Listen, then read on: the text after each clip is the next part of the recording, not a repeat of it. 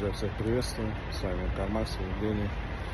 Сейчас подъехал АвтоВАЗ, будем грузиться и отправлять в порт дальше в Россию.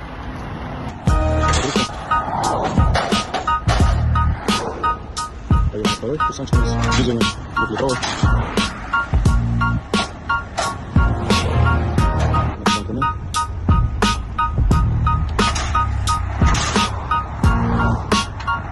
Это у нас Honda Vena. Небольшой пакет. Сколько заехал? Полный провоз.